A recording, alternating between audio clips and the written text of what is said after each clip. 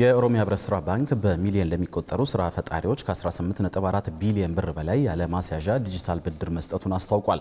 ባንኩ 20ኛ የምስረታ ዓመቱን በተለያዩ ዝግጅቶች እያከበረ የሚገኝ ሲሆን 20ኛ ዓመቱን አስመልክቶም 20 ማህበራዊ ፕሮግራሞችን ነድፎ እየተገበረ እንደሚገኝ ጠቁሟል። ባንኩ 20 ዓመቱን አስመልክቶ የደም ልገሳ አካባቢን የማጽዳት ዘመቻ እንዲሁም ደግሞ የበጎ አድራጎት ተቋማትን መጎብኘትና መደገፍ ከሚተገብራቸው 20 ፕሮግራሞች መካከል መሆናቸውን ጠቁሟል።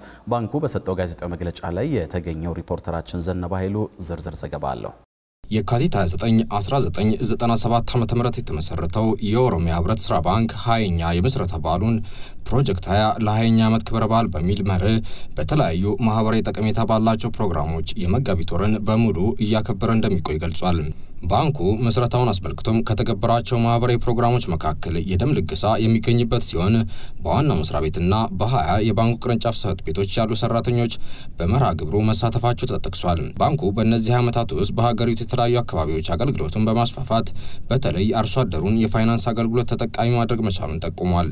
የአርሶ አደሩን ማህበረሰብ የህብረት ስራ ማህበራትን በማስተባበር በሰፊ መሰረት ላይ የተመሰረተው የኦሮሚያ ህብረት ስራ ባንክ በወቅቱ ለገጠሩ ማህበረሰብ የፋይናንስ አቅርቦት እጦት አይነተኛ መፍትሄ በመሆን የባንክ ኢንዱስትሪውን ሲቀላቀል በርካታ መሰናክሎችን በማለፍ ሲሆን ዛሬ በረጅሙ የ20 ዓመታት ጉዞ በአገልግሎቱ ተደራሽነት የአገሪቱን ክልሎች ከጫፍ እስከ ጫፍ በማዳረስ መሰረተ ልማት ባልደረሰባቸው አካባቢዎች ሁሉ አማራጭ መፍትሄ አቅርቧል። ባንኩ ለህብረት ስራ ማህበራት ሲሰጥ የቆየውን ብድር ለጥቃቅንና አነስተኛ ንግድ ዘርፍ ላይ የተሰማሩ ሰዎችን በማቅረብ የብዙዎች ህይወት እንዲለወጥ ማገዙን ገልጿል።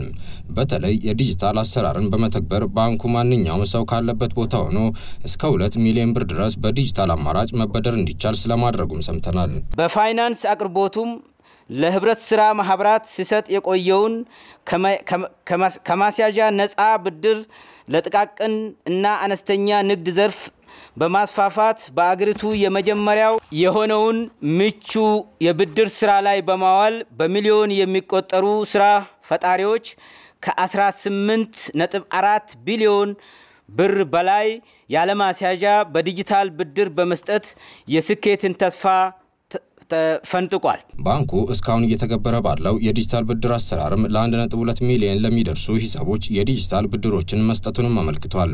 የኦሮሚያ ህብረት ስራ ባንክ ባለፉት 20 ዓመታት በገነባው ጠንካራ አቅም አሁን ላይ በሀገራችን ከሚገኙት ባንኮች መካከል በ3ኛ ደረጃ ላይ መቀመጥ ስለመቻሉም የባንኩ ዋና ስራ አስፈጻሚ ገልጸዋል።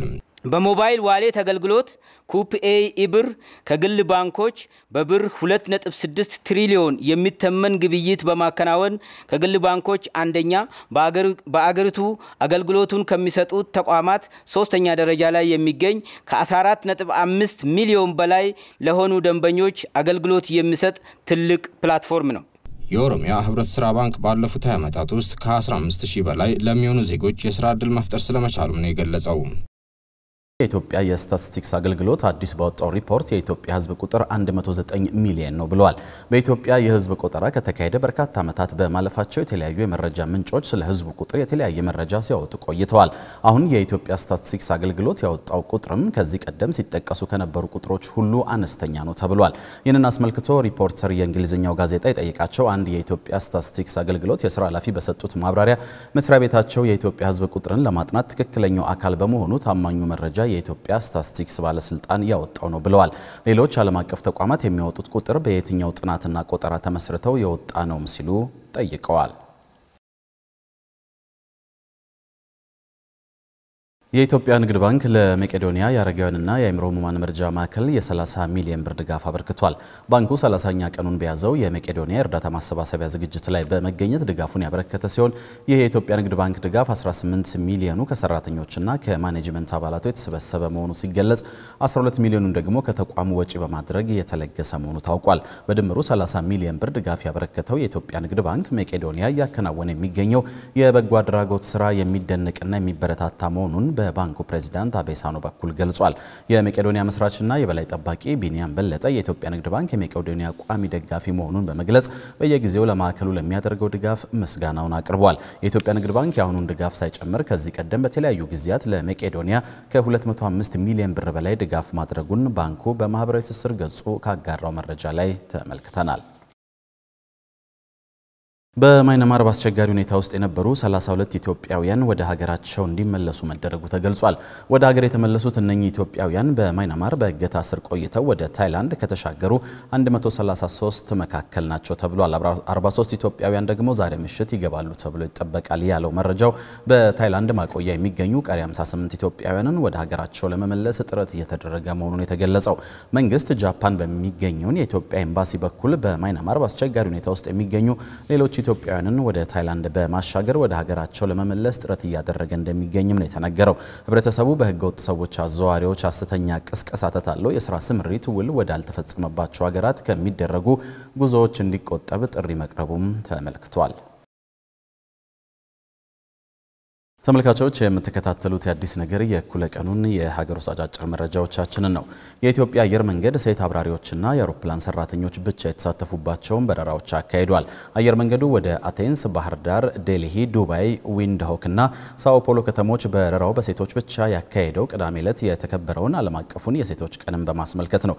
በተለይም ወደ አቴንስ በተካሄደው በረራ የበረራ ቡድኑ ከአቴንስ አየር ማረፊያ ሲደርስ ደማቅ አቀባበል እንደተደረገለትም ሰምተናል። በረራው እንደ አትሌት መሰረት ደፋርና አርቲስት ዓለም ፀሐይ ወዳጁ ያሉ ታዋቂ ግለሰቦች ተገኝተውበታል። የኢትዮጵያ አየር መንገድ በየዓመቱ መሰል ሴቶች ብቻ የሚሳተፉበት በረራ በማካሄድ ይታወቃል።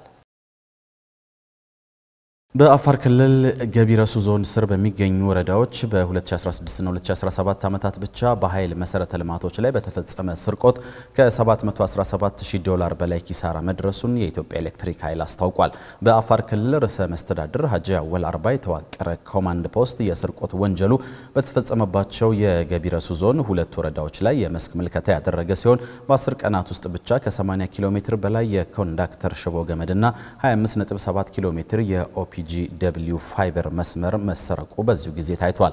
በዚህም የክልሉ መንግስት ኃላፊነታቸውን በአግባቡ አልተወጡም ያላቸውን የወረዳ የሥራ ኃላፊዎችን ከስልጣን አንስቷል። የስርቆት ወንጀሉን ከምንጩ ለማድረቅ በየደረጃው ያሉ የክልሉ አመራሮች በቅንጅት ሊሰሩ እንደሚገባ ኮማንድ ፖስቱ አቅጣጫ ያስቀመጠ ሲሆን በክልሉ የሚገኙ ኤሌክትሪክ መሰረተ ልማቶችን ደህንነት ለመጠበቅ ያስችላል ያለውን የመግባቢያ ስምምነትም ከሁሉም የዞንና የወረዳ የሥራ ኃላፊዎች ጋር ተፈራርሟል። ስምምነቱ በኃይል መሰረተ ልማት ስርቆት ላይ የሚሳተፉ ወንጀለኞችን ተከታትሎ ለፍርድ ለማቅረብና በየደረጃው በሚገኙ አመራሮች ላይ ተጠያቂነትን ለማስፈን የሚያግዝ ነውም ተብሏል። መረጃውን ያገኘነው ከኢትዮጵያ ኤሌክትሪክ ኃይል ነው።